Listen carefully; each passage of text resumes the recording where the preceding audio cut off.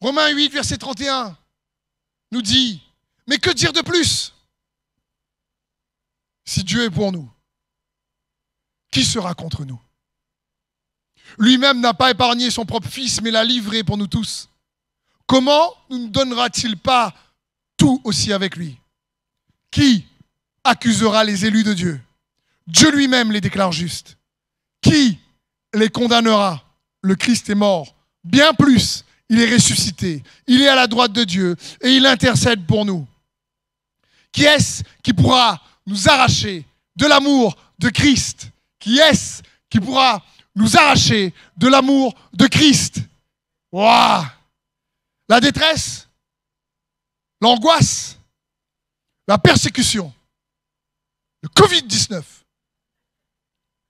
la faim, la misère, le danger, l'épée. L'apôtre Paul pose ces questions à chacun d'entre nous. Il parle ici de plein d'injustices. Et il dit, car il nous arrive, ce l'Écriture déclare, à cause de toi, Seigneur, nous sommes exposés à la mort à longueur de jour. On nous considère comme des moutons destinés à l'abattoir. Mais, dans tout cela, nous sommes bien plus que vainqueurs par celui qui nous a aimés. Amen. Mais dans toutes ces injustices, nous sommes bien plus que vainqueurs par celui qui nous a aimés. Oui, j'en ai l'absolue certitude. Oh Jésus, aide-nous, Saint-Esprit, à avoir cette certitude qu'avait l'apôtre Paul.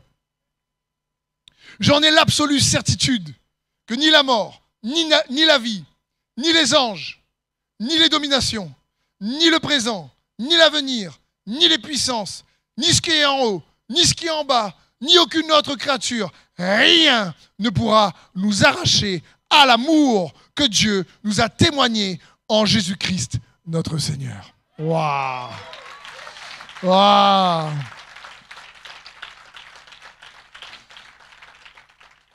Le thème est simple, injustice, tu barres le 1.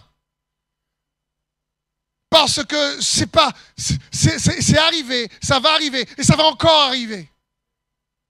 On ne pourra pas empêcher que ça arrive.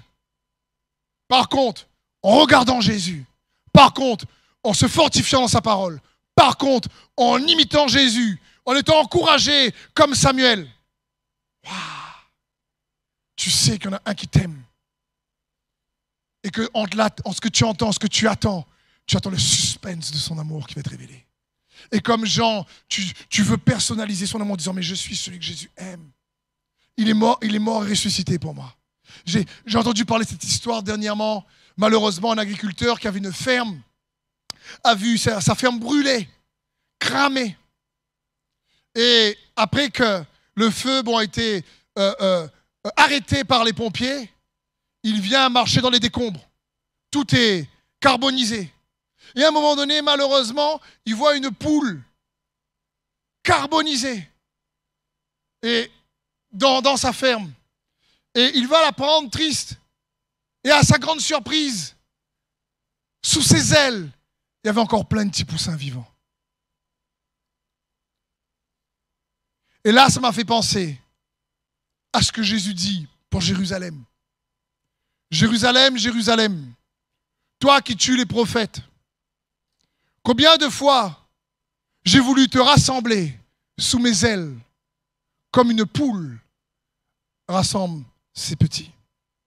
Waouh! Mon ami, ce qui s'est passé à la croix, c'est que Jésus a été en quelque sorte une image brûlé par les conséquences du péché, le péché lui-même. Il est devenu péché pour nous protéger sous ses ailes, afin que nous puissions résister aux flammes du péché. Et il veut nous protéger, nous mettre sous le manteau de ses ailes, sous la couverture de ses ailes, car c'est lui qui protège. Si tu gardes confiance en lui, c'est lui qui fait la différence. Et comme cette poule a été cramée, j'ai cette image, quand Jésus était à la croix, il a été brûlé par le péché, mais l'offrande était tellement forte qu'elle n'a pas été consumée. Et il nous a protégés, toi et moi, sous le manteau de sa justice.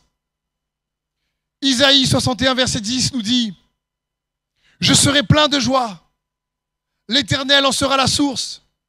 J'exulterai à cause de mon Dieu, parce qu'il m'aura revêtu des habits du salut et qu'il m'aura enveloppé du manteau de justice.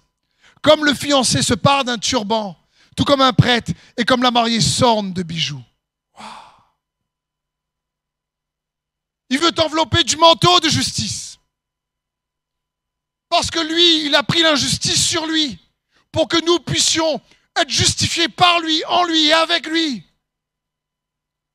Malgré les injustices causées par d'autres ou par nous-mêmes.